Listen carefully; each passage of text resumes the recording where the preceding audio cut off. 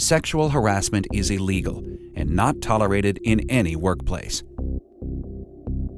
It's estimated that 50% of women and 20% of men have experienced sexual harassment at work. Sexual harassment can inflict serious damage on an organization's productivity and morale. And an individual named in a sexual harassment complaint could lose their job, their reputation, and even their career. There are two types of sexual harassment: quid pro quo and hostile environment. Quid pro quo occurs when a manager or supervisor withholds or awards job benefits on the basis of sexual favors. This includes work assignments, hiring, termination, promotions or demotions, positive or negative performance reviews, or any other job-related benefit. Hostile environment harassment occurs when the conduct unreasonably interferes with an individual's work performance or creates an intimidating, hostile, or offensive working environment. The courts have adopted the reasonable person standard when addressing sexual harassment. In other words, would a reasonable person find the behavior offensive? The fact is that most sexual behaviors, when they are continuous and unwanted, meet this standard. The safe way to avoid sexual harassment is to avoid these behaviors entirely. Hostile environment sexual harassment can occur between employees of the same sex, between employees of different sexes, and between employees of any rank or position in the organization. Harassing jokes, comments, or other behavior can create a hostile work environment, even if they aren't directly targeted at the individual making the harassment complaint. Sexual harassment is not limited to just coworkers. Harassment can also occur with individuals not directly employed by an organization. Individuals such as contractors, consultants, delivery persons, vendors, and even customers. Sexual harassment can occur anywhere that an employee represents their organization. This includes work parties, dinner with clients, conferences, trade shows, sales calls, and charity events.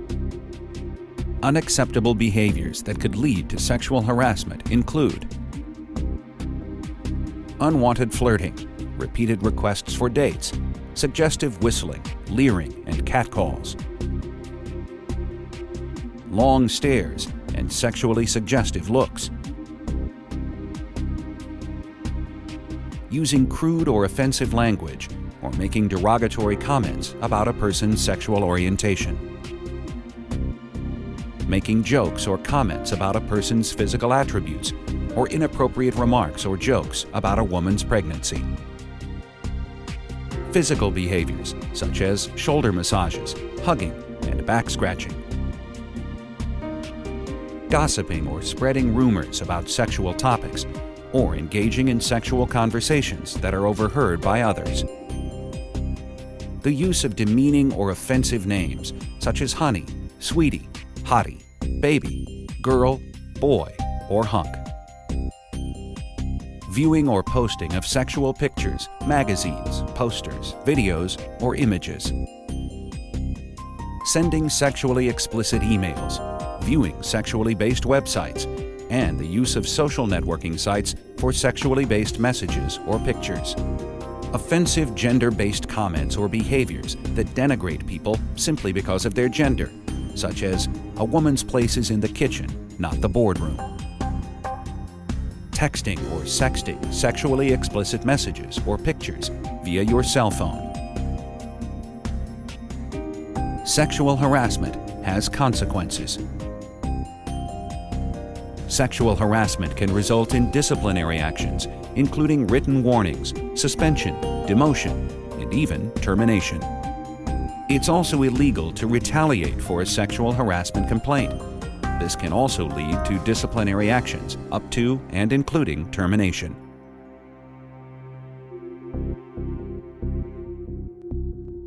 What can you do to prevent sexual harassment? It's simple. Leave sexually based behaviors at the door. Treat everyone with respect, and speak up when you see harassment. Studies show that simply asking the harasser to stop will end the sexual harassment 90% of the time. However, if you are not comfortable confronting the harasser, or if the harassing behavior continues, you should contact a manager, supervisor, or the Human Resources Department. If the harassment is quid pro quo, or is physically aggressive or threatening in nature, it should be reported immediately to management or Human Resources. Every employee deserves a safe, comfortable environment at work, a workplace free of harassment and fear, and full of respect. It's up to everyone to do their part in preventing harassment.